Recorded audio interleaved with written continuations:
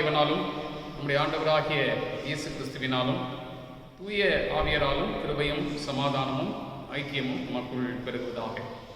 இந்த அருமையான மனமகிழ்ச்சியான கர்த்தருடைய நாளில் நாம் இருக்கின்ற இடங்களில் இருந்த வண்ணமாகவே இணையதளத்தின் வாயிலாக விசுவாசத்தில் ஒருங்கிணைந்து ஆராதிப்பதற்கு ஆண்டவர் தந்திருக்கின்ற இந்த ஆராதனை வேளைக்காக மனதார கர்த்தரை ஸ்தோத்தரிப்போம். நம் அனைவரையும் இந்த ஆராதனை வேளைக்கென்று அவருடைய சமூகத்தில் அர்ப்பணித்தவர்களாக கர்த்தரை நோக்கி ஜெபம் செய்வோம். கிருபை நிறைந்த அன்பின் ஆண்டவரே, இந்த மனமகிழ்ச்சியான நம்முடைய நாளுக்காக நன்றி செலுத்துகின்றோம். முதல் முறையாக தூய ஆவியானவர் இந்த உலகத்திற்கு அனுப்பப்பட்ட பெந்தேகோஸ்தே திருநாளாகிய இந்த நாளை நாங்கள் ஆசரிக்கத்தக்கதாக கர்த்தர் எங்களுக்கு கொடுத்திருக்கிற இந்த வாய்ப்புக்காக நன்றியோடு நாங்கள் உம்மை துதிக்கின்றோம், உம்மை ஸ்தோத்திரிக்கின்றோம். இந்த உலகம் சந்தித்து வருகின்ற நெருக்கடியான காலகட்டங்களில் உம்முடைய தூய ஆவியானவரின் விடுதலை, தூய ஆவியானவரின் அருள்கொடைகள் அதிகமாய் தேவை என்று உணர்கின்ற ஒரு காலகட்டத்தில் நாங்கள் இருக்கிறோம். இந்த ஆராதனை வேளையிலும் எங்களை ஒருமுறை உம்முடைய ஆவியின் அருள் நிறைவுக்காக எங்களை தாழ்த்தி அர்ப்பணிக்கின்றோம். தேவரீர் எங்கள் மத்தியில் பிரசன்னமாகி இருக்கிறீர் என்பதை நாங்கள் உணர்ந்து இந்த ஆராதனையில் பங்கு பெறத்தக்கதாக கர்த்தர் கிருபை செய்யும். நாங்கள் பாடப்போகின்ற பாடல்கள், தியானிக்க இருக்கிற திருவசனங்கள் எங்கள் வாழ்வுக்கு பயனுள்ளதாக இருக்க கிருபை செய்யும். நேசிக்கிற அன்பின் ஆண்டவர் இயேசு கிறிஸ்துவின் மூலமாய் எங்கள் ஜெபத்தை ஏற்றுக்கொள்ளும் அன்புள்ள பிதாவே, ஆமென். ஆராதனைக்கு ஆரம்பமாக நாம் யாவரும் இணைந்து பாமாலைகளிலே 367வது பாமாலை, ஆண்டவா பிரசன்னமாகி ஜீவன் ஊதி உயிர்ப்பியும் ஆசை காட்டும் தாசர் மீதில் ஆசீர்வாதம் ஊற்றிடும் என்ற பாடலை நாம் யாவரும் சேர்ந்து பாடுவோம்.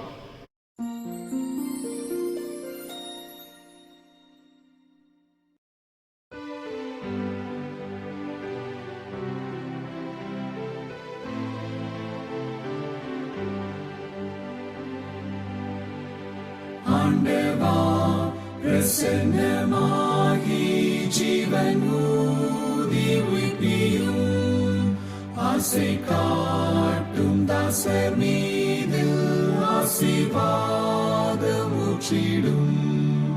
அருள் அருள் மாறி எங்கள் பேரில் வருஷிக்க பண்ணுவீர்.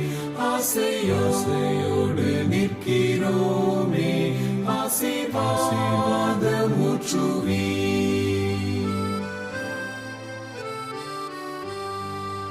தேவரீரின் பாதத்தண்டை ஆவலோடு கூடினோம். உந்தன் திவ்ய அபிஷேகம் நம்பி நாடி அண்டினோம். அருள் மாறி எங்கள் பேரில் வருஷிக்க பண்ணுவீர். ஆசையோடு நிற்கிறோமே, ஆசீர்வாதம் ஊற்றுவீர். ஆண்டவா மெய் பக்தர் செய்யும் வேண்டுகோளை கேட்கிறீர்.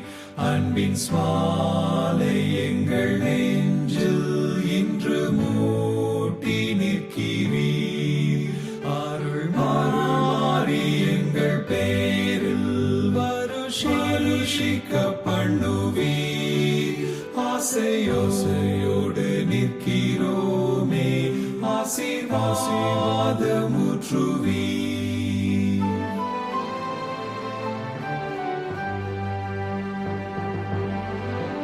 தாசர் தேடும் அபிஷேகம் இயேசுவே கடாட்சியும்.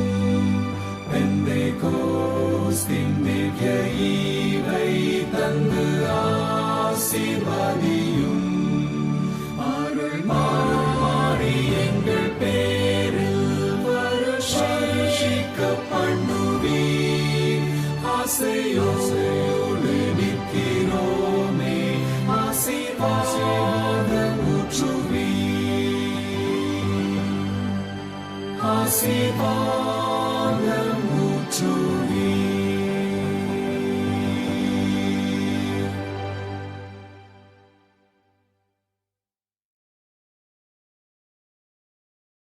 தேவன் ஆவியாயிருக்கிறார்.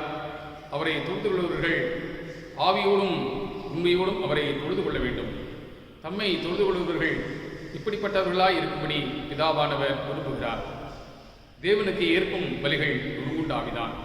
தேவனே, நொறுங்குண்டதும் நறுங்குண்டதுமான இருதயத்தை நீர் புறக்கணியேன். நீங்கள் உங்கள் வஸ்திரங்களை அல்ல, உங்கள் இருதயங்களை கிழித்து உங்கள் தேவனாகிய கர்த்தரிடத்தில் திரும்புங்கள். அவர் இரக்கமும் மன உருக்கமும் நீடிய சாந்தமும் மிகுந்த கிருபையும் உள்ளவர். அவர் தீங்குக்கு மனஸ்தாபப்படுகிறவருமாய் இருக்கின்றார். மனம் திரும்புங்கள், பரலோக ராஜ்யம் சமீபித்திருக்கிறது. நான் எழுந்து என் தகப்பனிடத்தில் போய், தகப்பனே, பரத்துக்கு விரோதமாகவும் உமக்கு முன்பாகவும் பாவம் செய்தேன். இனிமேல் உம்முடைய குமாரன் என்று சொல்லப்படுவதற்கு நான் பாத்திரன் அல்ல என்றேன். கர்த்தாவே, ஜீவனுள்ள ஒருவனும் உமக்கு முன்பாக நீதிமான் அல்லாததினாலே அடியனை நியாயத்திற்க பிரவேசியாதேயும். நமக்கு பாவம் இல்லை என்போமானால் நம்மை நாமே வஞ்சிக்கிறவர்களாய் இருப்போம். சத்தியம் நமக்குள் இராது. நம்முடைய பாவங்களை நாம் அறிக்கையிட்டால் பாவங்களை நமக்கு மன்னித்து எல்லா அநியாயத்தை நீக்கி நம்மை சுத்திகரிப்பதற்கு கர்த்தர் உண்மையும் நீதியும் உள்ளவராய் இருக்கிறார். சற்று நேரம் நாம் அமைதலாய் இருக்கின்ற இடங்களிலே முழங்கால் படியிட்டு நம்மை நாமே தற்பரிசோதனை செய்து பார்ப்போம். கடந்த ஒரு வார காலமாக நம்முடைய நினைவினால், வார்த்தைகளினால், செயல்களினால் செய்த அனைத்து பாவங்களையும் இந்த வேளையிலே மாயமாய் மறைத்துக் கொள்ளாமல் பணிவோடும் மனஸ்தாபத்தோடும் ஆண்டவருடைய சமூகத்திலே அறிக்கை செய்து பாவ மன்னிப்பை பெறுவதற்காக நாம் ஆயத்தமாவோம்.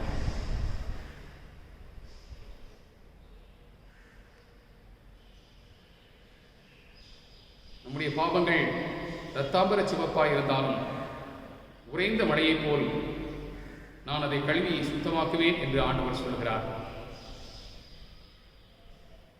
என்னிடத்தில் வருகிற ஒருவரையும் நான் புறம்பே தள்ளுவதில்லை என்றும் வாக்களித்திருக்கிறார்.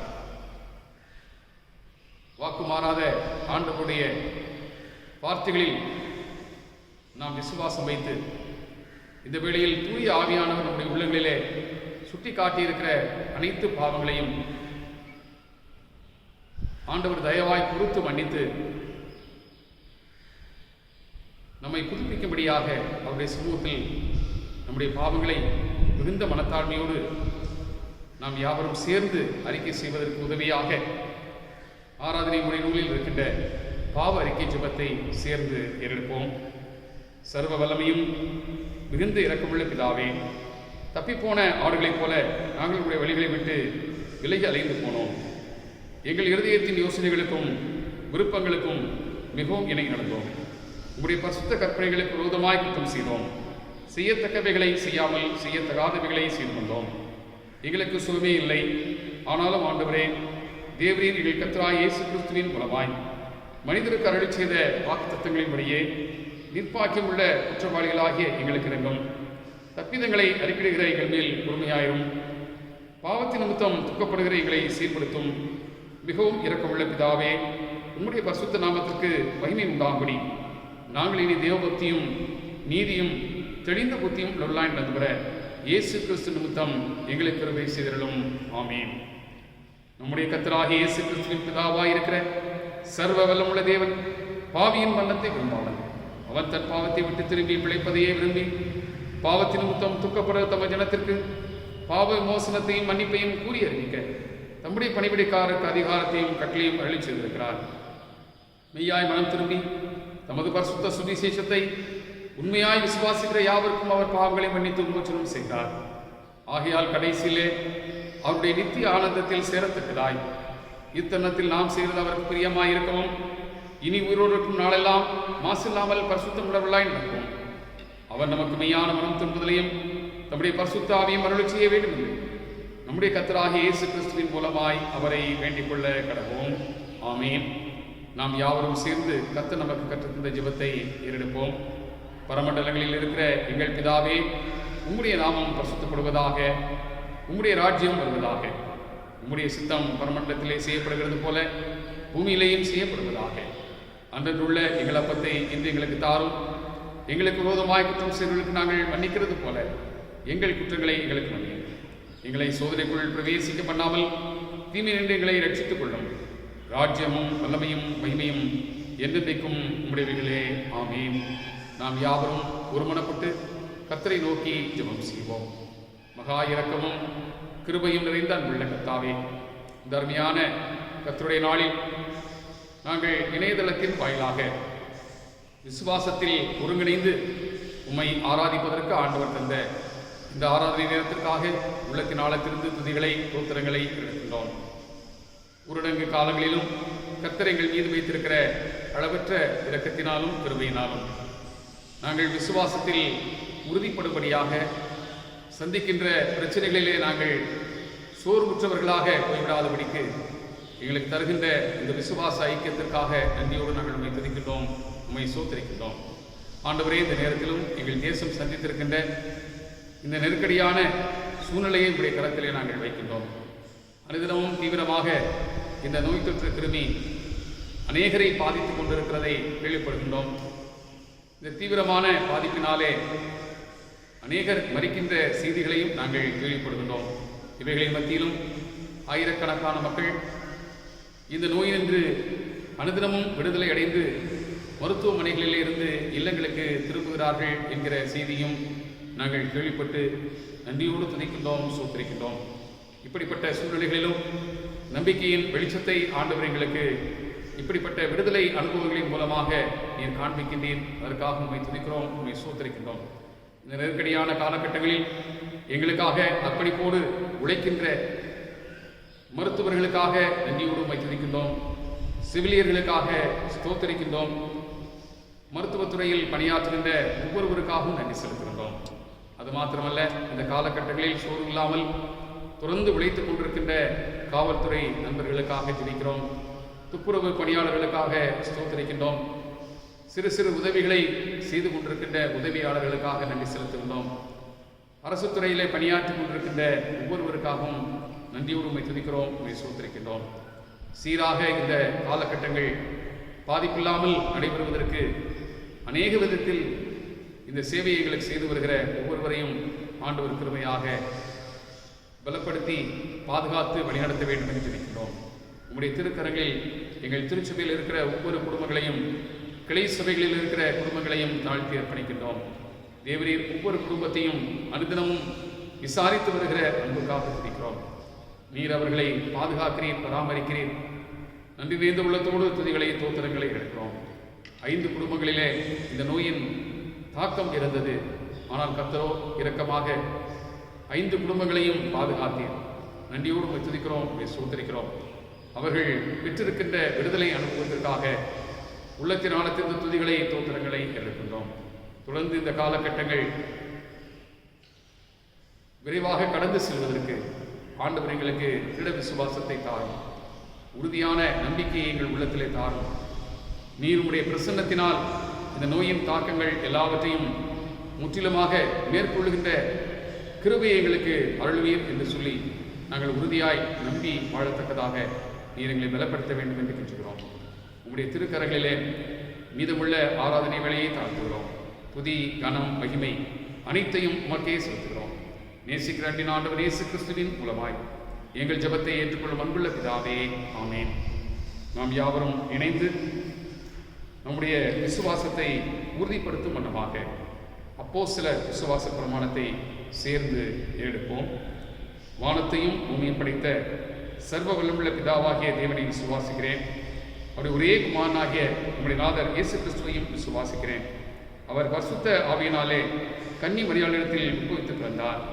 பொந்தியு பிலாத்துவின் காலத்தில் பாடுபட்டு சிலுவையில் அறையுண்டு மரித்து அடக்கம் பண்ணப்பட்டு பாதாளத்தில் இறங்கினார். 3ஆம் நாள் மரித்தோரிலிருந்து எழுந்தெழுதினார். பரமண்டலத்துக்கேறி சர்வ வல்லமுள்ள பிதாவாகிய தேவனுடைய வலது பார்சத்தில் வீட்டிருக்கிறார். அவ்விடத்திலிருந்து உயிருள்ளோரையும் மரித்தோரையும் நியாயத்திற்கு வருவார். பரிசுத்த ஆவியும் விசுவாசிக்கிறேன். பொதுவாக இருக்கிற பரிசுத்த சபையும் பரிசுத்தவான்களுடைய ஐக்கியமும் பாவ மன்னிப்பும் சரீர உயிர்த்தெழுதலும் நித்திய ஜீவனும் ஒன்றென்று விசுவாசிக்கிறேன். ஆமீன். திருச்சபையாருக்கு அறிவிக்க வேண்டிய ஒரு சில முக்கியமான அறிவிப்புகள். இப்பொழுது ஏற்பட்டிருக்கின்ற இந்த கொரோனா நோய் தொற்றினுடைய தீவிர தாக்கத்தினால் முழு ஊரடங்கு விரைவிலேயே அமலாக்கப்பட இருக்கிறது என்று சொல்லி செய்திகள் நமக்கு சொல்லப்படுகிற காரணத்தினாலே இந்த காலகட்டங்களில் அரசு விதிமுறைகளை பின்பற்றி அனைவரும் அவரவர் தங்களுடைய இல்லங்களில் மிகுந்த பாதுகாப்போடு இருக்க அன்போடு கூட உங்களை கேட்டுக்கொள்கிறோம். தொடர்ந்து நண்பகல் சரியாக 12 மணிக்கு அனுதினமும் நாம் ஜெபித்து வருகின்றோம். அந்த ஜெபத்தில் நீங்கள் தொடர்ந்து இணைந்து கொள்ளுமாறு அன்போடு கூட உங்களை கேட்டுக்கொள்கின்றோம். ஒவ்வொரு நாளிலும் சரியாக நண்பகல் 12 மணிக்கு நாம் சேர்ந்து ஜெபித்து வருகின்றோம். இந்த ஜெபத்தின் வழியாக நம்முடைய தேசத்திற்காக, நம்முடைய மாநிலத்திற்காக பாதிக்கப்பட்டிருக்கின்ற ஒவ்வொரு மக்களுக்காகவும் நாம் ஜெபித்து வருகின்றோம். இந்த காலகட்டங்களில் மருத்துவ சேவை இன்னும் பல்வேறு விதங்களிலே நமக்கு சேவை செய்கின்ற ஒவ்வொரு சேவையாளர்களுக்காகவும் நன்றி செலுத்தி அவருடைய பாதுகாவலுக்காகவும் நாம் ஜெபித்து வருகின்றோம். ஆகினால் நீங்கள் தொடர்ந்து இந்த ஜெபத்திலே இணைந்து கொள்ளுமாறு அன்போடு கூட உங்களை நினைப்பூட்டுகின்றோம். அனுதினமும் நண்பகல் சரியாக 12 மணிக்கு இணைந்து ஜெபிக்க வாருங்கள் என்று சொல்லி அன்போடு அழைக்கின்றோம். தொடர்ந்து இந்த ஊரடங்கு காலங்களிலே இணையதளத்தின் வாயிலாக இந்த ஆராதனைகள் நடத்தப்படும் என்பதை உங்களுக்கு தெரிவித்துக் கொள்கிறோம். குடும்பமாக நீங்கள் இந்த ஆராதனையிலே பங்கு பெறும்படி அன்போடு கூட உங்களை அழைக்கின்றோம். ஒருவேளை இதற்கான வசதிகள் இல்லாதவர்கள் குடும்பமாக சேர்ந்து நீங்களே சிறிய ஆராதனைகளை உங்களுடைய இல்லங்களில் ஜெப கூட்டங்களாக நடத்தலாம். குடும்பத் தலைவர் அதற்கு பொறுப்பேற்று நடத்தும்படி அன்போடு கூட உங்களை கேட்டுக்கொள்கின்றோம். இந்த காலகட்டத்தினுடைய தேவைகளை சந்திக்கும்படியாக நீங்கள் காணிக்கைகளையும் கடந்த ஊரடங்கு காலங்களிலே சேமித்து வைத்தது போல நீங்கள் சேமித்து வைத்து விரைவாக ஆண்டவர் நமக்கு ஆலயத்திலே வந்து ஆராதிக்கின்ற தருணம் தருகிற போது அந்த காணிக்கைகளை படைக்க நீங்கள் ஆயத்தமாகும்படி அன்போடு உங்களை கேட்டுக்கொள்கின்றோம்.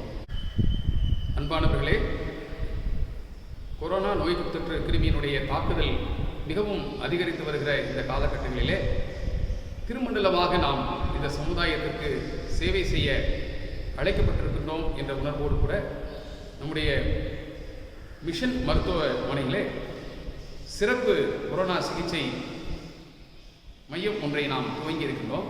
அதை 19ஆம் தேதி நம்முடைய பேராயர் அவர்கள் துவங்கி வைத்தார்கள் என்பதை உங்களுக்கு தெரிவித்துக் கொள்கின்றோம். இந்த சேவை மையத்தின் மூலமாக இந்த நோயினால் பாதிக்கப்பட்டவர்கள் அங்கே வந்து சிகிச்சை பெறுவதற்கான வசதிகள் செய்யப்பட்டிருக்கின்றன. அதில் பாதிக்கப்பட்டிருக்கிறவர்களுக்கு மிக விரைவிலேயே ஃபோன் மூலமாக சில ஆலோசனைகள் பெறுவதற்கான வாய்ப்புகளும் ஏற்படுத்த இருக்கின்றோம். மேலும் அவர்கள் மருத்துவ ஆலோசனையோடு மனநல ஆலோசனையும் பெற்றுக்கொள்ள விரும்பினால் அதற்கான வசதியும் நாம் செய்ய இருக்கின்றோம். ஆகினாலே இந்த சிறப்பு சேவை பிரிவின் மூலமாக பாதிக்கப்பட்ட மக்கள் பயனடைந்து விரைவாக விடுதலை அடைந்து அவர்கள் இல்லங்களுக்கு திரும்பத்தக்கதாக நீங்கள் தொடர்ந்து இந்த பணிகளுக்காக ஜெபிக்கும்படி அன்போடு உங்களை கேட்டுக்கொள்கிறோம். அது மாத்திரமல்ல, இந்த சிறப்பு ஊழியங்களினுடைய விரிவாக்கமும் இன்னும் அதிகமாக செய்யப்பட வேண்டியது இருக்கிறது. தேவை அதிகரிக்கும் போது அதற்கான மருத்துவ உபகரணங்களும் நாம் மருத்துவ கருவிகளும் வாங்க வேண்டிய சூழ்நிலை இருக்கிறது. ஆகினாலே இதற்காக உதவி செய்ய விரும்புகிறவர்கள் பண உதவி செய்ய விரும்பினால் நீங்கள் என்னோடு தொடர்பு கொள்ளும்படி அன்போடு கூட உங்களை கேட்டுக்கொள்கிறோம். அதற்கான வங்கி கணக்கு எண் மற்றும் விவரங்களை நான் உங்களுக்கு தெரிவிக்க விரும்புகிறேன். ஆகினால் இதில் ஆர்வம் உள்ளவர்கள், அர்ப்பணிப்போடு இந்த சேவையிலே பங்கு பெற விரும்புகிறவர்கள் தொடர்ந்து என்னிடத்திலே தொடர்பு கொள்ளும்படி அன்போடு கூட உங்களை கேட்டுக்கொள்கின்றேன். இந்த வாரத்தில் பிறந்த நாளை, திருமண நாளை ஆசரிக்கிற நம்முடைய திருச்சபையின் பிள்ளைகளை ஆண்டவராகிய இயேசு கிறிஸ்துவின் இனிய நாமத்தினாலே அன்போடு வாழ்த்துகின்றோம். பிறந்த நாளை ஆசரிக்கிறவர்கள் miss J Jasmine, A Kesavan, miss S Sharmila, mister T Anburaj. திருமண நாளை ஆசரிக்கிறவர்கள் mister and missus G J Chelladurai, mister and missus A Lazar, mister and missus J Aaron Jebasing, Esther Rani. இவர்களுக்காக நாம் கர்த்தரை நோக்கி ஜெபம் செய்வோம். கிருபை நிறைந்த அன்பின் ஆண்டவரே, இந்த வாரத்தில் பிறந்த நாளை, திருமண நாளை ஆசரிக்கிற எங்களுடைய திருச்சபையின் பிள்ளைகளுக்காகவும் நோக்கி பார்க்கிறோம். காலங்களை நம்முடைய கரங்களில் வைத்திருக்கிற அன்பின் ஆண்டவர், தலைமுறை தலைமுறையாக எங்களுக்கு அடைக்கலமானவர், நம்முடைய பிள்ளைகளுக்கு தரப்போகிற புதிய ஆண்டுக்காக நன்றி செலுத்துகிறோம். பிறந்த நாளை காண்பதன் மூலமாக ஒரு புதிய ஆண்டுக்குள் நுழைகிற அருமையான பிள்ளைகள் நிறைவான நம்முடைய ஆசீர்வாதத்தையும் பாதுகாவலையும் பராமரிப்பையும் இந்த புதிய ஆண்டிலே பெற்றுக்கொள்ளத்தக்கதாக தேவரீர் கிருபை செய்ய வேண்டும் என்று நினைக்கிறோம். படிக்கின்ற பணி செய்கின்ற அருமையான பிள்ளைகளுக்கு தேவையான ஆற்றலை, பலத்தை, ஞானத்தை ஆண்டவர் கூட்டி வழங்க வேண்டும் என்று நம்ம பார்க்கிறோம்.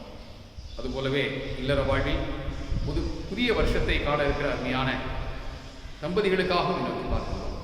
ஆண்டவர் கிருபை கூர்ந்து கடந்த வருடத்தில் அவர்களை ஆச்சரியமாக நடத்தி இல்லற வாழ்வில் ஒரு நிறைவான கிருபையும் ஸ்லாக்கியத்தையும் அவர்கள் அனுபவிக்க இரக்க பாராட்டினீர். அதுபோலவே புதிய ஆண்டிலும் ஆண்டவர் இரக்கமாய் கண்ணோக்கி நம்முடைய பிள்ளைகளுக்கு தேவையான பலத்தை, ஆற்றலை, ஞானத்தை அருளி அவர்களை வழிநடத்த வேண்டும் என்று சொல்கிறோம். எவ்வப்பொழுதெல்லாம் இல்லற வாழ்வின் மேன்மைக்கென்று ஆலோசனைகள் தேவைப்படுகிறதோ அப்பொழுது உண்மை அவர்கள் கிட்டி நெருங்கும் போது ஆண்டவர் அவர்களை ஆசீர்வதித்து கிருபையாய் பலப்படுத்தி வழிநடத்த வேண்டும் என்று நினைக்கிறோம். உங்களுடைய திருப்பாதத்தில் ஒவ்வொருவரையும் தாழ்த்தி அர்ப்பணிக்கின்றோம். துதி, கனம், மகிமை அனைத்தையும் உமக்கே செலுத்துகிறோம். நேசிக்கிற அன்பின் ஆண்டவர் இயேசு கிறிஸ்துவின் மூலமாய் எங்கள் ஜெபத்தை ஏற்றுக்கொள்ளும் அன்புள்ள பிதாவே, ஆமென். நாம் யாவரும் இணைந்து புத்தெழுச்சி பாடல்களிலே 348வது பாடலை பாடுவோம். நல்லாவி ஊற்றும் தேவா, நற்கனி நான் தர நித்தம் துதி பாட நல்லாவி ஊற்றும் தேவா என்ற பாடலை பாடுவோம். இந்த பாடலின் நிறைவில் கர்த்தருடைய திருவசன போதனைகளை கேட்க நாம் ஆயத்தமாம்.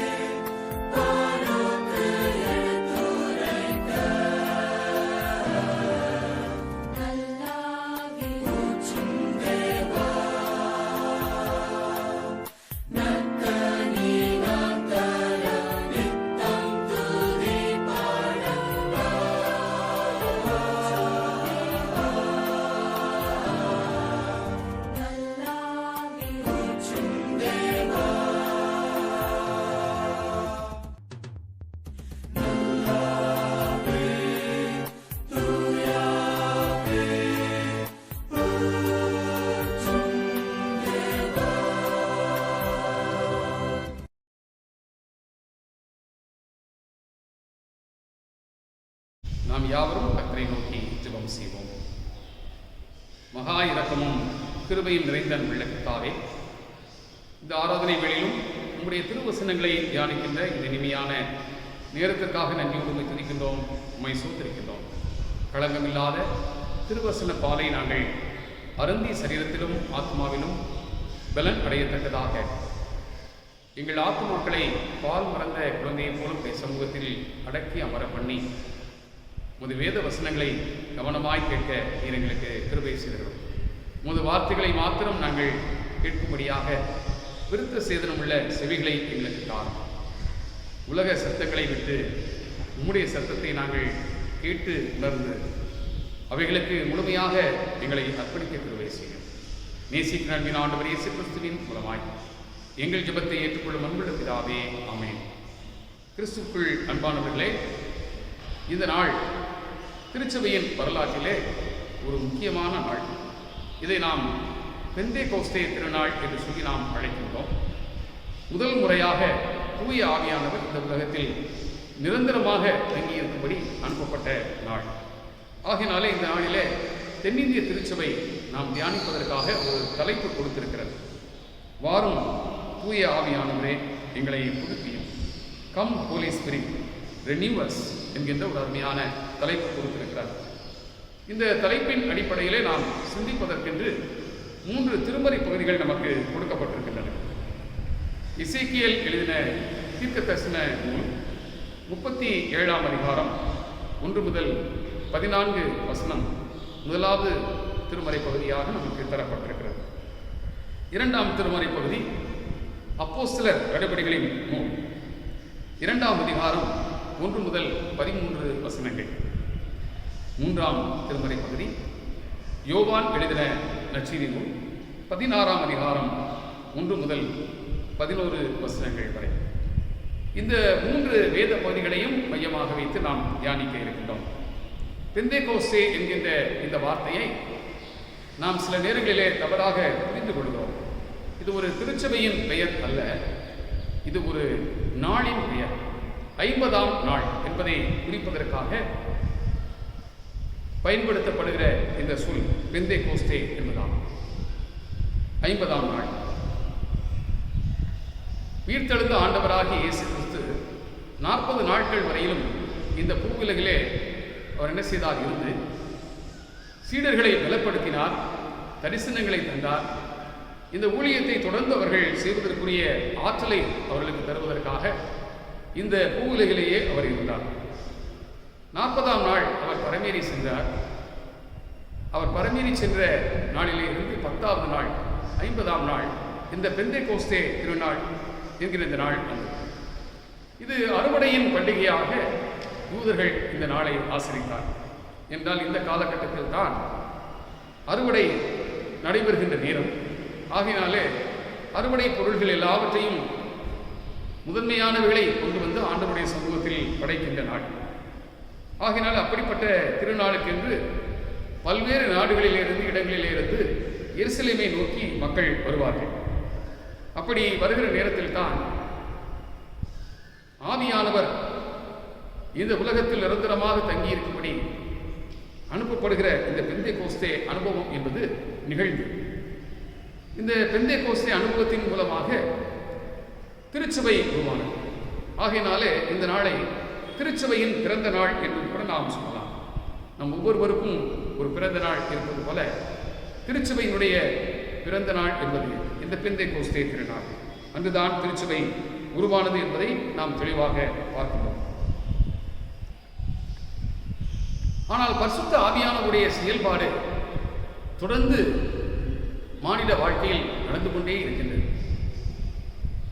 தொடர்ந்து நடந்து கொண்டிருக்கின்ற இந்த பரிசுத்த ஆவியானவருடைய செயல்பாடுகளை அந்தந்த காலகட்டங்களிலே நாம் புரிந்து கொள்ளக்கூடிய வகையில் பழைய ஏற்பாட்டு நூல்களிலே சிறப்பாக பல்வேறு பகுதிகளிலே நாம் வாசிக்கின்றோம்.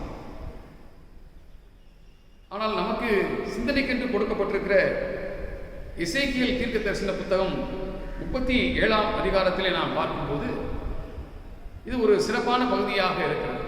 இந்த பகுதியிலே ஆவிக்குள்ளானவராக, ஆவியினால் நிரப்பப்பட்டவராக எசேக்கியேல் தீர்க்கதரிசி உலர்ந்த எலும்புகள் நிறைந்த ஒரு பள்ளத்தாக்கிலே கொண்டு போய் நிறுத்தப்பட்டார்.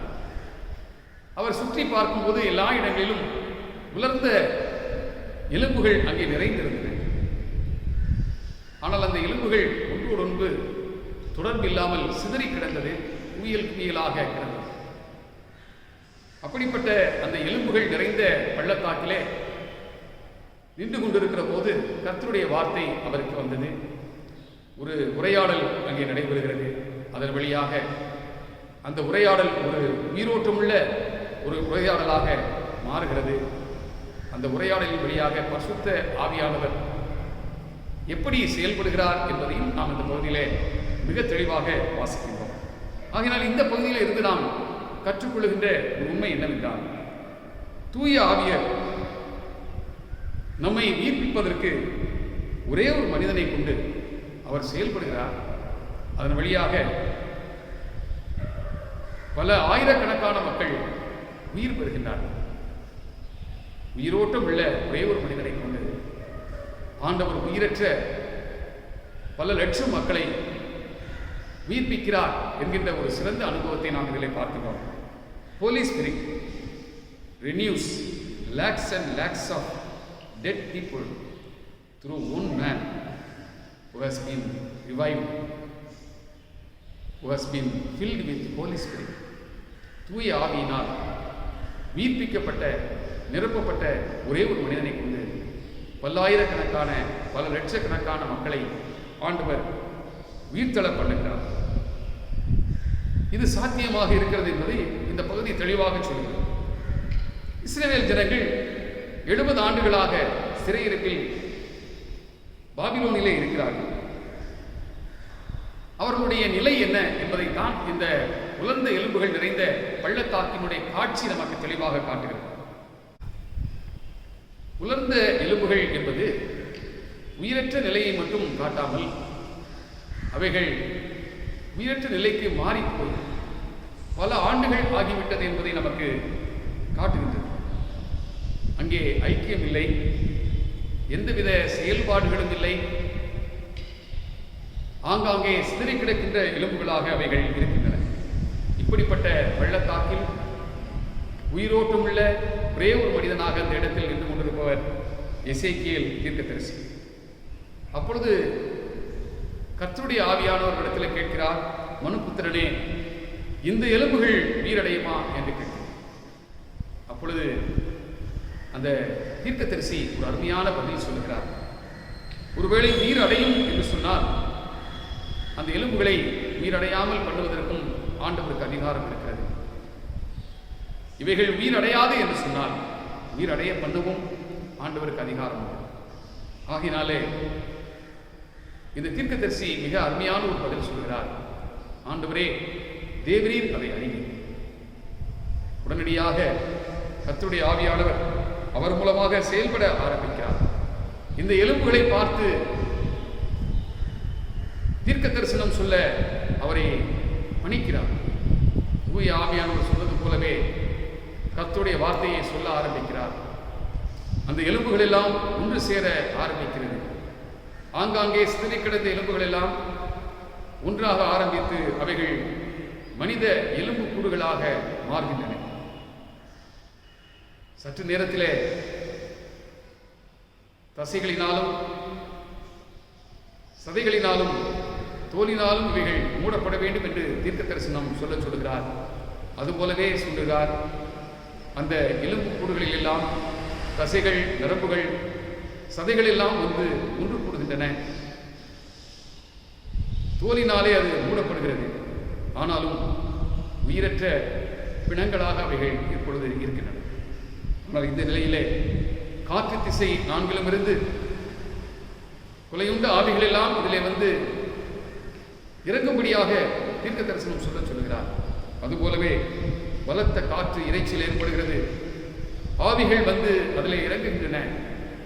மகா திரளான சேனையாக அந்த உலர்ந்த எலும்புகள் எல்லாம் இப்பொழுது உயிருள்ள மனிதர்களாக ஒரு சேனையாக இருக்கிறார். இந்த ஆச்சரியமான காட்சியை எசேக்கியேல் தன்னுடைய கண்களினாலே பார்க்கின்றார். அப்பொழுது யார் இந்த உலர்ந்த எலும்புகள் என்று கேட்கும்போது ஆண்டவர் சொல்கிறார், என் ஜனங்கள் தான் இந்த உலர்ந்த எலும்புகள். எங்கள் நம்பிக்கை அற்றுப்போயிற்று, நாங்கள் அறுப்புண்டு போகிறோம், எங்களுக்கு இனிமேல் நம்பிக்கை இல்லை என்று சொல்லி என் ஜனங்கள் சொல்கிறார்கள் என்று கர்த்தருடைய ஆவியானவர் சொல்லுகிறதை இந்த பகுதியிலே நாம் தொடர்ந்து வாசிக்கிறோம். அப்படிப்பட்ட நம்பிக்கையற்ற சூழ்நிலையில் வாழ்ந்து கொண்டிருக்கின்ற உலர்ந்த எலும்புகளைப் போல இருக்கின்ற இந்த மக்களை கர்த்தருடைய ஆவியானவர் ஒரே உயிரோட்டமுள்ள அந்த மனிதனை கொண்டு எல்லாரையும் உயிர்ப்பிக்கின்ற ஒரு அனுபவத்தை நாம் பார்க்கிறோம். அதனால் பெந்தைக்கோஸ்தே நாள் என்பது உயிரோட்டமுள்ள மனிதர்களை கொண்டு எந்த கிரியைகளும் செய்ய இயலாதவர்களாக உலர்ந்த எலும்புகளைப் போல் இருக்கின்ற மனிதர்களை உயிரோட்டமுள்ளவர்களாக மாற்றக்கூடிய ஒரு புதுமை நிச்சயமாக நிகழும். அது தூய ஆவியானவரால் சாத்தியமாகும் என்பதைத்தான் இந்த பகுதி நமக்கு தெளிவாக காட்டுகிறது. இதை நாம் அந்த பகுதியிலே வாசிக்கின்றோம். கடவுளுடைய செயல் திட்டங்கள் ஆராய்ந்து முடியாதவைகளாக இருக்கின்றன. நம்முடைய சிறிய மூளைக்கு எட்டாதவைகளாகவும் இருக்கின்றன. ஆனாலும் நாம் அதை புரிந்து கொள்வதற்கு பல நேரங்களில் முயற்சி செய்கின்றோம். வாழ்வில் நடக்கின்ற நிகழ்வுகளை நாம் யோசித்து பார்க்கும்போது அதற்கு காரணம் தேடுகிறோம். ஏன் என்ற கேள்வியை அடிக்கடி கேட்கின்றோம். ஏன் இவைகள் நிகழ்கின்றன? இப்பொழுதும் நாம் சந்தித்திருக்கின்ற இந்த நெருக்கடியான நோய் தொற்று காலங்களிலே ஏன் இவைகள் எல்லாம் நிகழ்கின்றது என்ற கேள்வியை அடிக்கடி கேட்கின்றோம். ஆனால் அதற்கு பதிலாக நாம் கேட்க வேண்டிய ஒரு அருமையான கேள்வி, எதற்காக ஆண்டவர் இப்படிப்பட்ட காரியங்களை அனுமதித்திருக்கிறார்? ஒருவேளை இப்படிப்பட்ட கேள்வியை கேட்போமானால் உறுதியாக திருமறையின் வாயிலாக ஆண்டவர் நம்மோடு கூட பேச முடியும். இன்னும் சொல்ல போனால் காலங்கள் நிச்சயமாக கர்த்தருடைய செயல் திட்டங்களை நமக்கு தெளிவுபடுத்தும். ஒரு அருமையான ஒரு மனிதன் தினந்தோறும் மாலை நேரத்திலே ஒரு மலர் தோட்டத்தின் வழியாக நடந்து செல்வார். அப்படி அவர் மாலை நேரத்தில் நடைபயிற்சிக்காக செல்லும் போதெல்லாம் வண்ண வண்ண மலர்கள் நிறைந்த அந்த பகுதியை பார்த்து மகிழ்ச்சி அடைவார். விதவிதமான மலர்கள் அதிலே மலர்ந்திருந்தன. அவைகளுடைய மனமும் அவருடைய நிறமும் இவரை அதிகமாக கவர்ந்தது. அதிக நேரம் அந்த பகுதியில் நின்று நேரத்தை செலவு செய்துவிட்டு மகிழ்ச்சியாக வீட்டுக்கு திரும்புகிறது வழக்கம். ஆனால் ஒரு நாள் அந்த பகுதியிலே வழக்கம் போல அவர் சென்றபோது அவர் பார்த்த காட்சி அவரை நிலை குலைய பண்ணியது. அங்கே பார்த்தால் யாரோ ஒருவர் அந்த நிலத்தை ஏரை வைத்து உழுதிருக்கிறார்கள். ஒரு பூச்செடி கூட இல்லை, மலர்கள் இல்லை. முற்றிலுமாக என்ன செய்திருக்கிறது? எல்லாம் ஏரை கொண்டு உழப்பட்டிருக்கிறது. ஆங்காங்கே சில கூலிகள் அந்த மண்ணை கிளறி புழுக்களை அவைகள் கொட்டி தின்று கொண்டிருக்கின்றன. ஆனால் சுற்றி முற்றி பார்க்கிறார், ஒரு மலர் செடியும் அந்த இடத்தில் இல்லை. அப்பொழுது இவர் மனதிலே நினைத்துக் கொள்கிறார், இவ்வளவு அழகான இந்த நிலத்தை, இதில் இருந்த மலர் செடிகளை ஒரு ஏரை கொண்டு முழுது ஒன்றுமில்லாமல் இதை அழித்துப் போடுவதற்கு எப்படித்தான் இவர்களுக்கு மனம் வந்ததோ என்று சொல்லி இவர் தன்னுடைய மனதிலே நினைத்துக் கொண்டிருந்தார். அப்பொழுது அந்த இடத்திலே ஏர் கலப்பையை கையிலே வைத்து நின்று கொண்டிருந்த உழவன் ஒருவரை போய் இவர் பார்த்தார். அந்த இடத்திலே அவரை பார்த்தவுடன் அவரிடத்திலே கேட்டார், ஐயா, இது ஒரு அழகான மலர் தோட்டமாக இருந்தது, வண்ண வண்ண மலர்கள் பூத்திருந்தது. ஆனால் இது ஏன் இப்படி நீங்கள் ஏர் பொழுது ஒன்றுமில்லாமல் அழித்து போட்டீர்கள்? எத்தனை பேர் இதன் மூலமாக மகிழ்ச்சி அடைந்தார்கள்? எத்தனை பேருக்கு மனமகிழ்ச்சி தருகின்ற ஒரு இடமாக இது இருந்தது என்று கேட்டார். அப்பொழுது அந்த உழவன் சொன்னான், இதிலே நான் தானியங்களை விதைக்கப் போகிறேன். ஒரு 150 நாட்களுக்கு பிறகு நீங்கள் இதிலே பார்த்தால் இதில் அழகான தானியங்கள் வளர்ந்து வந்து அந்த காற்று வீசுகிற நேரத்தில் அந்த தானிய மணிகள் எல்லாம் அசைந்து ஆடுகிற அந்த காட்சியை நீங்கள் பார்த்தால் இந்த மலர்கள் ஒருவேளை உங்களுக்கு மகிழ்ச்சியை தந்திருக்கலாம். ஆனால் இதில் விளைய போகிற தானியங்கள் ஆயிரக்கணக்கான மக்களுடைய பசியை தீர்க்கக்கூடிய உணவாக மாறும். இதன் வழியாக பசியில் இருக்கின்ற அநேகர் திருப்தி அடைவார்கள். அப்படிப்பட்ட ஆகாரத்தை தரக்கூடிய தானியமாக அவைகள் விளையும் என்று சொல்லி அந்த உழவன் சொன்னபோது இவருக்கு மனதிலே அந்த தானிய மணிகள் தென்றல் காற்றிலே அசைந்து ஆடுவது போன்ற அந்த காட்சி மனதிற்கு வந்தது. அப்பொழுதுதான் யோசித்து பார்த்தார், இந்த மலர் தோட்டத்தில் நமக்கு தந்த தற்காலிகமான அந்த மகிழ்ச்சியை விட இப்பொழுது பார்த்தால் எல்லாம் சிதைந்தது போல இருக்கிறதே. இதன் மத்தியிலே இந்த உழவனில் வைத்திருக்கிற இந்த சிறந்த திட்டத்தின் வழியாக எத்தனை மக்கள் பசி ஆற்றப்படுவார்கள், எத்தனை பேர் திருப்தி அடைவார்கள். அதை எண்ணி பார்த்து அவன் அந்த நாளிலே மகிழ்ச்சி அடைந்தான். அதுபோலதான் சில நேரங்களிலே இப்பொழுது நிகழ்கின்ற இந்த காட்சிகள் நமக்கு என்னவென்றே தெரியாமல் நாம் திகைக்கின்றோம். இதற்கு பின் மறைந்திருக்கிற இறை திட்டம் என்ன என்று சொல்லி நமக்கு தெரியவில்லை. ஆனால் காலங்கள் வரும்போது ஆண்டவருடைய திட்டங்கள் தெளிவாக நம்முடைய சிந்தனைக்கு விளங்க ஆரம்பிக்கும். அப்பொழுது நாம் நிச்சயமாக கர்த்தரை துதிப்போம் என்று சொன்னால் இந்த நெருக்கடியான காலகட்டங்களிலும் கூட ஆண்டவருடைய செயல் திட்டங்களை, ஆவியானவரின் வழிநடத்தல்களை நாம் உணர்ந்து கொள்ள அழைக்கப்படுகிறோம். இப்பொழுது என்னோடு கூட நீங்கள் சேர்ந்து 2வது திருமறை பகுதியாக இருக்கிற அப்போஸ்தலர் நடபடிகளின் புத்தகம் 2ஆம் அதிகாரம் 1 முதல் 13 வசனத்திற்கு நீங்கள் வருவீர்களானால் அந்த பகுதியிலே இந்த பெந்தேகோஸ்தே அனுபவத்தை பற்றி மிக தெளிவாக நாம் வாசிக்கிறோம். இதில் நீங்கள் கவனிக்கும் போது சீடர்கள் 120 பேர் இருந்தார்கள். அதை தெளிவாக இந்த முதல் அதிகாரம் தெளிவாக சொல்லுகிறது. இவர்கள் அனைவரும் சேர்ந்து ஆண்டவர் பரமேறி செல்கிற போது அவர்கள் கொடுத்த அந்த வாக்குறுதியின்படியே வாக்குத்தத்தம் பண்ணப்பட்ட தூய ஆவியானவருடைய வருகைக்காக காத்துக்கொண்டே இருந்தார்கள். 50ஆம் நாள் வந்தது.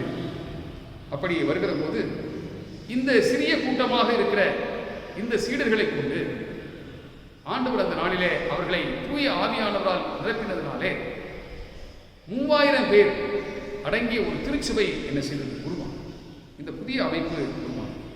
இதில் நாம் என்ன கற்றுக்கொள்கிறோம் என்று சொன்னால், சீடர்கள் என்கின்ற சிறிய கூட்டத்தின் மூலம் தூய ஆவியானவர் திருச்சபை என்கின்ற ஒரு சிறந்த அமைப்பை அந்த நாளிலே உருவாக்கினார் என்பதை பார்க்கிறோம்.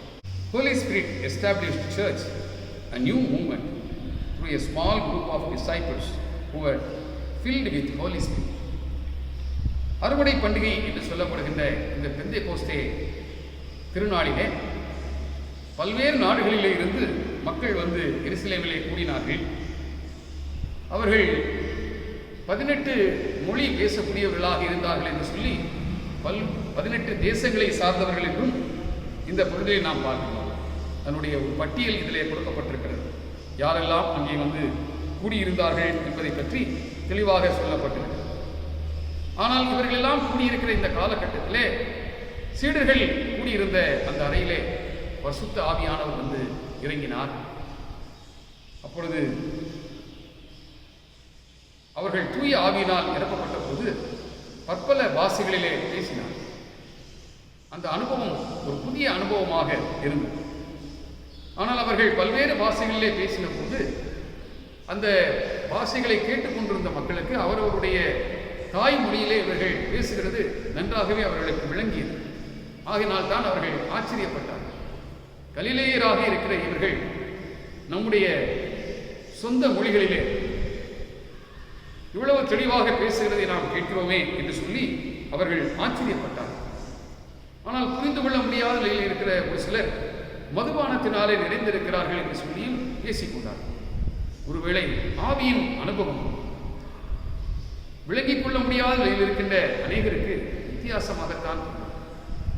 ஆனால் அதை புரிந்து கொள்ளக்கூடிய தன்மை உள்ள மக்கள் அந்த கூட்டத்துக்குள்ளாக 3000 பேர் இருந்தார்கள் என்பதை நாம் பின்னாலே பார்க்கிறோம். என்றால் அவர்களுக்கெல்லாம் இந்த அனுபவத்தினுடைய தாக்கம் அவர்களை முற்றிலுமாக மாற்றியது. அதன் வழியாக பேதுரு எழுந்து பிரசங்கித்த போது அந்த பிரசங்கத்தை கூர்மையாக அவர்கள் கவனித்தார். அந்த பிரசங்கத்தினுடைய தாக்கம் அவர்களுக்குள்ளாக ஒரு பெரிய மாற்றத்தை உருவாக்கியது. இயேசு கிறிஸ்து யார் என்பதை தெளிவாக புரிந்து கொண்டார். பகையினாலும் வைராக்கியத்தினாலும் அவர் கொல்லப்பட்டிருந்தாலும் நீதியை நிறைவேற்றுவதற்காக தேவனாலே செலுத்தப்பட்ட ஒரு பாவ பலி, அவர் வழியாக நாம் மீட்பை அடைகிறோம் என்பதையெல்லாம் அவர்கள் தெளிவாக புரிந்து கொண்டார். ஆகையினாலே இந்த பாவ மன்னிப்பு என்கின்ற அந்த நற்செய்தியை ஏற்றுக்கொள்கிற மனப்பக்குவம் அவர்களுக்கு வந்தது. ஆகினாலே பேதுருவின் பிரசங்கத்தின் மூலமாக அவர்கள் தெளிவாக அறிந்து கொண்ட அந்த உண்மைக்கு தங்களை முழுமையாக அர்ப்பணித்தார்கள். அந்த நாளிலே தங்களை அர்ப்பணித்து திருமுழுக்கு பெற்றவர்கள் 3000 பேர் இருந்தார்கள். இந்த கூட்டமைப்பு தான் முதல் திருச்சபையாக உருவெடுத்தது. ஆகினால்தான் இந்த நாளை திருச்சபையின் பிறந்த நாள் என்று சொல்லுவோம். ஆகினாலே இந்த சிறிய கூட்டத்தை கொண்டு ஆண்டவர் என்ன செய்கிறார் என்றால் 3000 பேரை உயிர்ப்பிக்கிறார். உயிர்ப்பிக்கப்பட்டவர்கள் ஒருங்கிணைந்து ஒரு திருச்சபையாக மாறுகிறார். இந்த திருச்சபையை தான் புதிய ஏற்பாட்டிலே நாம் பல்வேறு இடங்களிலே வாசிக்கும் போது மணவாட்டி என்கின்ற ஒரு உருவகத்தின் வழியாகவும், அதே நேரத்தில் ஆவிக்குரிய மாளிகை, ராஜரீக ஆசாரிய கூட்டம் என்றெல்லாம் பல்வேறு விதங்களிலே நாம் இந்த விசுவாசிகளின் ஐக்கியத்தை நாம் உருவகப்படுத்தி சொல்லப்பட்டிருக்கிறதை வாசிக்கிறோம். ஆனால் இப்படிப்பட்ட நீரோட்டமுள்ள ஒரு அமைப்பாக, ஒரு இயக்கமாக துவங்கப்பட்ட இந்த திருச்சபையானது பல்வேறு காலகட்டங்களிலே செயல்பட்டு கொண்டே இருக்கின்ற ஒரு இயக்கமாக இருந்தது என்பதை நாம் ஒருபோதும் மறந்துவிடக்கூடாது. ஒரு வரலாற்று உண்மை நிகழ்வையும் நான் இதிலே குறிப்பிட விரும்புகிறேன். இந்த ஆதி திருச்சபை இயக்கமாக இருந்த அந்த திருச்சபை தன்னுடைய இயக்கத்தை ஒருபோதும் குறைத்துக் கொள்ளவில்லை. அந்த வேகம் ஒருபோதும் குன்றி போகவும் இல்லை. கிபி 166 ஆண்டு முதல் 183 ஆண்டு வரையிலும் நாம் இன்றைக்கு சந்தித்திருக்கிறது போலவே மிகப்பெரிய ஒரு கொள்ளை நோய் ரோம் சாம்ராஜ்யத்தினுடைய அனைத்து பகுதிகளையும் தாக்கியது. ஆனால் இதற்கு முந்தின காலகட்டத்தை நாம் பார்க்கும்போது, இந்த நோய் தொற்று கிருமி வருகிறதற்கு முந்தின காலகட்டத்தில் கிறிஸ்தவர்கள் மிகவும் கடுமையாக துன்புறுத்தப்பட்டார்கள். அவர்களில் அநேகர் மக்களுக்கு வேடிக்கையாக அரங்கங்களிலே முன்னாலே நிறுத்தப்பட்டு விலங்குகளை அவிழ்த்து விடப்பட்டு அவைகளுக்கு இரையாக்கப்பட்டு மடிகிறதை பார்த்து மக்கள் சிரித்துக் கொண்டிருந்தார்கள். பலர் விசுவாசத்தை விட்டு விலகும்படி துன்புறுத்தப்பட்டு அவர்கள் விசுவாசத்தை விட்டு விலகாத காரணத்தினாலே உயிரோடு எரிக்கப்பட்டார்கள். இப்படி பல்வேறு விதங்களிலே துன்புறுத்தல் அதிகமாகி இருப்பதனாலே சராசரியாக மக்களோடு இணைந்து வாழ முடியாத சூழ்நிலையில் ஊர்களுக்கு வெளியேயும் மலை குகைகளிலும் சென்று கிறிஸ்தவர்கள் வாழ்ந்து கொண்டிருந்த ஒரு காலகட்டம். இப்படிப்பட்ட ஒரு காலகட்டத்திலே ஒரு பெரிய நோய் ஒன்று, கொள்ளை நோய் அவர்களை தாக்கியது. அதனை ஆண்டோனைன் ஃப்ளூ என்று சொல்லுகிறார்கள். அது ஒரு பிளேக் நோயை போன்றது. அந்த தொற்று ரோம் நகர் முழுவதையும் மிகவும் அதிகமாக பாதித்தது. ஒரே நாளில் 2000 பேர் சராசரியாக செத்து மடிந்து கொண்டிருந்தார்கள். அவர்களை எடுத்து சென்று அடக்கம் செய்வதற்கு கூட ஆட்கள் இல்லாத நிலை ஏற்பட்டது.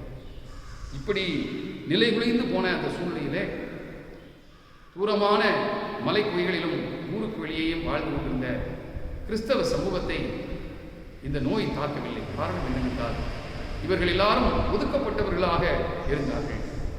சமூகத்தோடு தொடர்பு இல்லாதவர்களாக, தொடர்பு துண்டிக்கப்பட்டவர்களாக வைக்கப்பட்டிருந்தார்கள். ஆனாலும் அந்த நேரத்தில் மிகுந்த அன்போடும் பரிவோடும் கிறிஸ்தவர்கள் அனைவரும் வந்து இந்த காலகட்டத்தில் பாதிக்கப்பட்ட எல்லாருக்கும் உதவி செய்தார்கள்.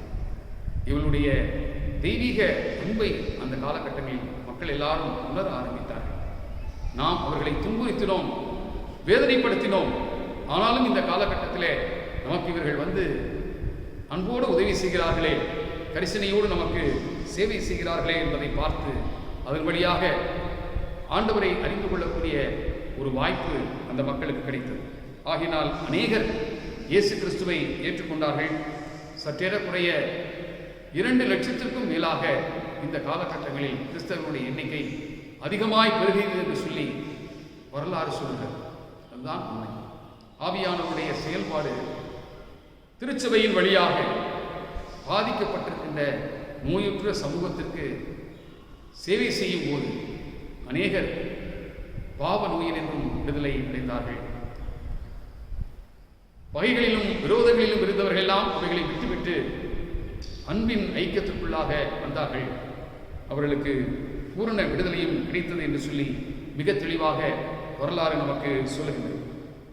தூய ஆவியானவரின் செயல்பாடு ஒரு சிறிய கூட்டத்தை கொண்டு பெரும் பெரும் கூட்டங்களை உயிர்த்தெழ பண்ணுகிறதை, புதுப்பிக்கிறதை நாம் இந்த பகுதியிலே வாசிக்கின்றோம்.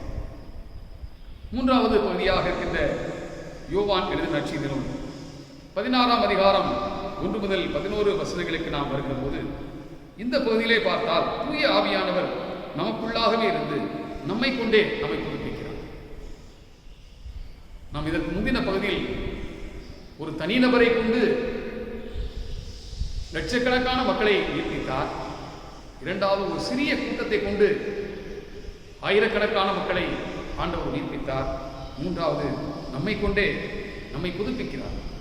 Holy Spirit renews us by being in and through us. நம்மிலும் நம் வழியாகவும் நம்மையே அவர் புதுப்பிக்கிறார்.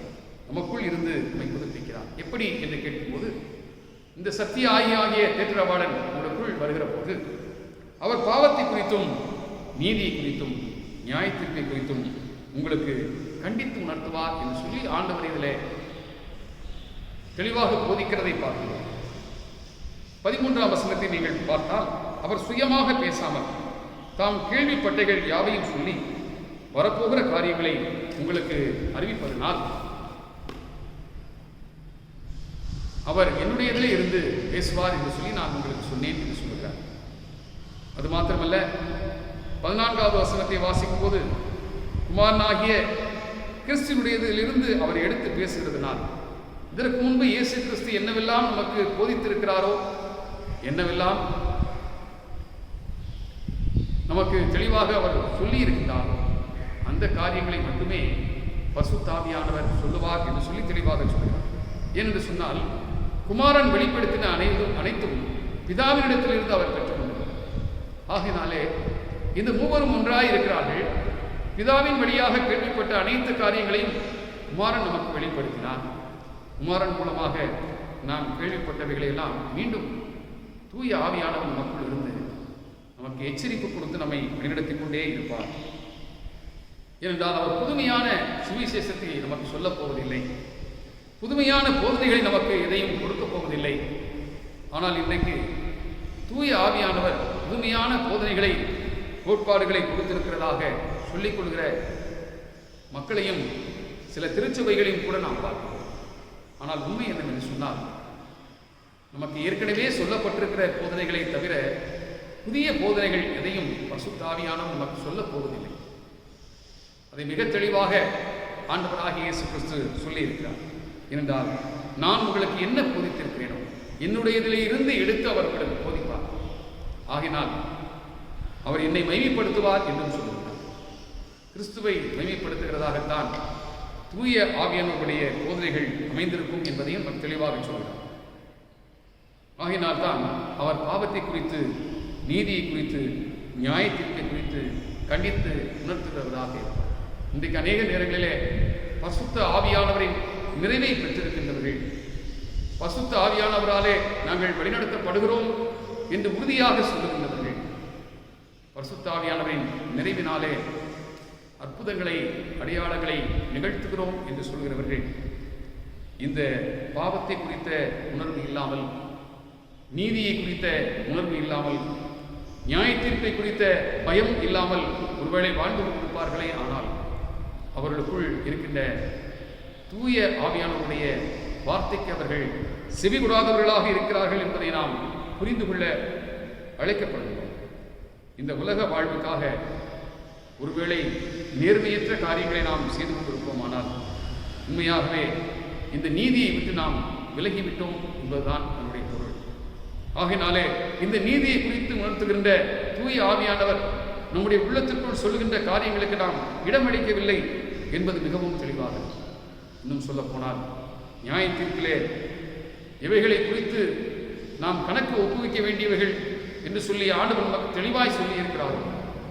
அந்த போதனைகளை எல்லாம் மீண்டும் ஒரு முறை தூய ஆவியானவர் நமக்குள் நினைப்பூட்டும் போது, அதை குறித்து நாம் உணர்வற்றவர்களாக இருந்தால், தூய ஆவியானவர் நமக்குள் நினைப்பூட்டுகின்ற அல்லது எச்சரிக்கின்ற காரியங்களுக்கு நாம் செவி கொடுக்காமல் தொடர்ந்து இருப்போமே ஆனால் நாம் மீட்கப்பட்ட நாளுக்கென்று முத்திரையாக பெற்ற பசுத்த ஆவியானவரை விசனப்படுத்துகிறவர்களாக இருப்போம். ஏனென்றால் தொடர்ந்து அவர் நமக்குள் இருந்து இந்த எச்சரிப்பை கொடுத்து கொண்டே இருக்கின்றார். நாமோ அந்த எச்சரிப்புக்கு செவி சாய்க்காதவர்களாக இருந்து கொண்டே இருக்கிறவர்களாக இருப்போம்.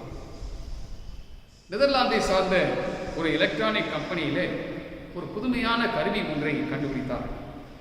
இந்த கருவி ஒரு கை கடிகாரம் போலவே அமைக்கப்பட்டிருந்தது. அதற்கு காரணம் என்னவென்றால், பங்குச் சந்தைகள் நடக்கின்ற இடங்களில் எல்லாம் அந்த பங்குச் சந்தையிலே ஏலம் எடுக்கிறவர்கள் ஒருவருக்கொருவர் போட்டி போட்டுக்கொண்டு ஏலத்தை எடுக்கும்போது சில நேரங்களிலே அதிர்ச்சி அடைந்து உணர்ச்சி வசப்பட்டு தான் எடுக்க முடியாமல் போய்விட்டதே என்ற ஒரு நிலையிலே சிலர் என்ன செய்து விடுகிறார்கள் என்றால், அந்த இடத்திலேயே மயக்கப்பட்டு விழுந்து விடுகிறார்கள்.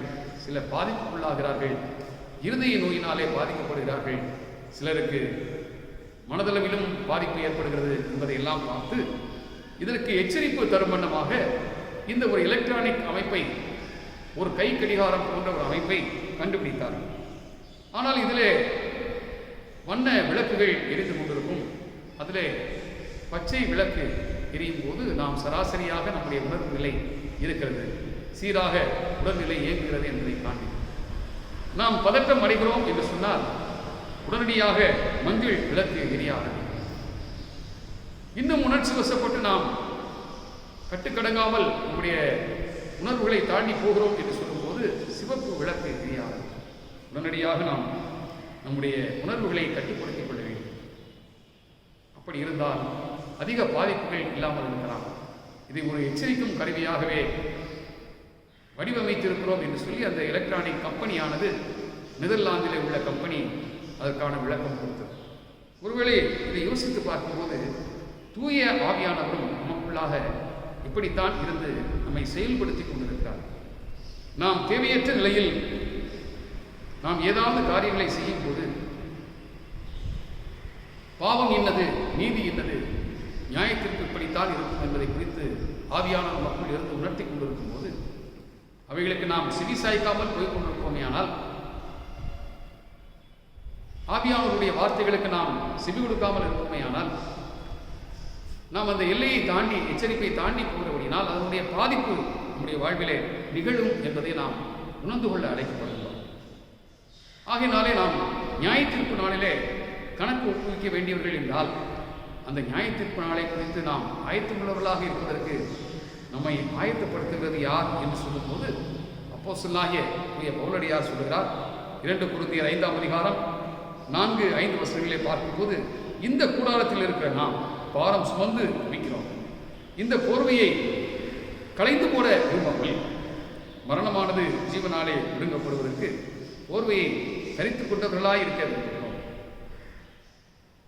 இதற்கு நம்மை ஆயத்தப்படுத்துகிறவர் தேவனே. ஆவி என்னும் அச்சாரத்தை நமக்கு தந்தவரும் அவரே என்று சொல்லி தெளிவாக சொல்கிறார். நாம் செய்கிற நன்மைக்காகிலும் தீமைக்காகிலும் தக்க பலனை நாம் அடையும்படியாக நாம் எல்லாரும் நியாயாசனத்திற்கு முன்பாக நிற்க வேண்டும் என்பதை 10ஆம் வசனத்தில் தெளிவாக 2 கொரிந்தியர் 5ஆம் அதிகாரத்திலே சொல்கிறார். ஆகினாலே அதற்கு முன்பு நம்மை ஆவியானவர் ஆயத்தப்படுத்துகிறார், அச்சாரமாக கொடுக்கப்பட்டிருக்கிறார். அச்சாரம் என்பதற்கு நாம் ஆங்கிலத்திலே சொல்லுகின்ற ஒரு அருமையான வார்த்தை அட்வான்ஸ், ஒரு முன் அனுபவமாக அவர் கொடுக்கப்படுகிறது. ஆவியானவரை பெற்றுக்கொள்ளும் போது, அவர் வழியாக நடக்கிற போது, அந்த நியாயத்தீர்ப்பிலே நாம் விடுதலையின் அனுபவத்தை பெறுவதற்கு முன் அனுபவமாக ஆவியானவர் மக்கள் இருந்து விடுதலையை தருகிறார். விடுதலை பெற்ற வாழ்வு எப்படி இருக்கும் என்பதை நாம் அனுபவிக்க முடியும். ஆகினாலே பெந்தேகோஸ்தே நாளாகிய இந்த நாளிலே நமக்குள் இருந்து செயல்பட்டு கொண்டிருக்கின்ற ஆவியானவருடைய வார்த்தைக்கு செவி சாய்க்கும் போது அவர் நம்மை புதுப்பிக்கின்றார், புதிய மனிதர்களாக மாற்றுகிறார், மறுரூபம் அடைய செய்கிறார். அப்படி மறுரூபம் ஆகும்போது கர்த்தருடைய பரிபூர்ண சித்தம் என்னதென்று பகுத்தறியத்தக்கதாக நம்முடைய மனங்கள் புதிதாகிறதுனாலே நாம் மறுரூபம் ஆக்கப்படுகிறோம். சாதாரண மனிதர்களாக இருக்கிற நாம் மறுரூபம் ஆக்கப்பட்ட மனிதர்களாக மாறுகிறோம். காரணம் என்னவென்றால், நமக்குள் இயங்குகிற தூய ஆவியானவருக்கு நாம் கீழ்ப்படுகின்றோம், அவருடைய எச்சரிக்கைகளுக்கு நாம் அடிபணிகிறோம், அவைகளை ஏற்றுக்கொள்கிறோம் என்றது. அதனாலே அப்படிப்பட்ட நிலையில் ஆண்டவர் நம்மோடு இருந்து செயல்படும், நம்மை இந்த உலகத்திற்கு வெளிச்சமாகவும் உப்பாகவும் நாம் செயல்பட வேண்டும் என்று நம்மை அழைத்திருக்கிறாரே, அந்த அழைப்பை உணர்ந்து இந்த வேளையில் தூய ஆவியானவர் நமக்குள் இருந்து நம்மை புதுப்பிக்கும்படியாக நம்மை அவருடைய சமூகத்தில் அர்ப்பணிப்போம். தூய ஆவியர் தாமே தொடர்ந்து நம்மோடு என்றும் ஜீவிக்கிறவர், நம்மை பலப்படுத்தி ஸ்திரப்படுத்தி வழிநடத்துவாராக. அவருக்கே சகல துதியும் கனமும் மகிமையும் சதா காலங்களிலும் உண்டாவதாக. ஆமென். நாம் கர்த்தரை நோக்கி ஜெபம் செய்வோம். கிருபை நிறைந்த உண்மை ஆண்டவரே, இந்த பெந்தேகோஸ்தே நாளிலும் தூய ஆவியர் நிரந்தரமாக எங்களோடு தங்கும்படி அனுப்பப்பட்டபடியினாலே அவர் மூலமாக பெற்றுக்கொண்ட ஆவியின் வரங்கள், அருள்படைகள், இவைகள் மூலமாக திருச்சபை மென்மேலும் வளர்வதற்கு நீர் கிருபை பாராட்டினீர். அந்த திருச்சபை தொடர்ந்து இயங்குகிற இயக்கமாக, வெவ்வேறு காலகட்டங்களிலே சமுதாயத்திற்கு சேவை செய்கிற ஒரு இயக்கமாக இருந்ததை நாங்கள் எண்ணி பார்க்கிறோம். நாங்களும் அவ்வண்ணமாகவே இந்த காலகட்டத்தில் உயிரோட்டமுள்ள ஒரு இயக்கமாக இருப்பதற்கு நீர் எங்களை அழைத்திருக்கிறீர். உமது ஆவியால் முத்திரை எங்களுக்கு குத்தியிருக்கிறேன். தூய ஆவி என்கிற அச்சாரத்தை எங்களுக்கு கொடுத்திருக்கிறேன். அப்படிப்பட்ட சிலாக்கியத்தை பெற்ற நாங்கள் தொடர்ந்து உமக்குரியவர்களாக வாழுகின்ற கிருபை நீர் எங்களுக்கு தந்து பலப்படுத்த வேண்டும் என்று உங்களுடைய சமூகத்தில் மன்றாடுகிறோம். உமது கிருபையின் இரக்கங்கள் இந்த காலகட்டங்களில் அடியார்களுக்கு அதிகமாக தேவை என்று சொல்லி நாங்கள் உணர்கிறோம். ஆகினால் உங்களுடைய திருப்பாதத்தில் எங்களை அர்ப்பணிக்கிறோம். துதி, கனம், மகிமை அனைத்தையும் உமக்கே செலுத்துகிறோம்.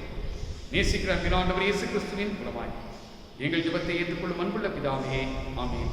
நம்முடைய ஆண்டவராகிய இயேசு கிறிஸ்துவின் இரக்கமுள்ள கிருபைக்கும் நேசமுள்ள பராமரிப்புக்கும் நம்ம எல்லாரையும் தாழ்த்தி அர்ப்பணிக்கிறோம். பிதாவாகிய தேவனுடைய அன்பும் குமாரனாகிய இயேசு கிறிஸ்துவினுடைய கிருபையும் தூய ஆவியானவருடைய ஐக்கியமும் சிநேகமும் பாதுகாவலும் பராமரிப்பும் என்றும் என்றும் சதா காலங்களும் நம் அனைவரோடு கூட தங்கியிருப்பதாக. ஆமென். என் ஆத்துமாவே கர்த்தரை சொல்லு, என் முழு உலகையுடைய பரிசுத்த நாமத்தை சொல்லு. என் ஆத்துமாவே கர்த்தரை சொல்லு, அவர் செய்த சகல உபகாரங்களையும் மறவாதே.